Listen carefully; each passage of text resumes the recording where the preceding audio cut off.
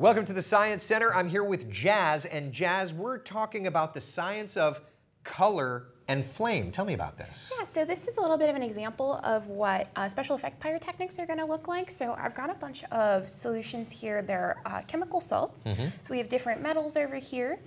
And so the idea, just so that I understand, so the idea is the flame, we all know the color of it, but by adding different metal in solution, you can actually change the color. Is it the metal burning in the solution? No, it's actually something to do with the element itself. So elements live with a different amount of electrons in them. So when they get heated, they get excited, they move to a different energy level, and then as they come back down, they're going to be releasing that colored light. It's kind of like us in coffee. We move to a different energy level, and we're a different okay, anyway, very cool. All right, so let's see.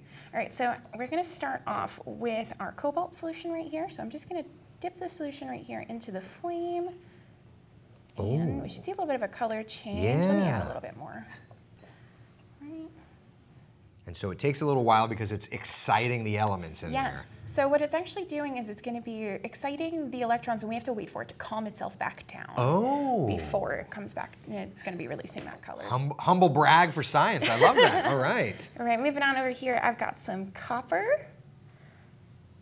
I got some copper chloride happening right here. Look at how bright that is. Yeah, the copper chloride reacts really well. Oh, man. Now, what application would we see this in? You had mentioned pyrotechnics, so my brain automatically goes to like super cool explosions and things. Yeah, so you can see some of this application in special effects, so think superhero movies when they're exploding things, absolutely.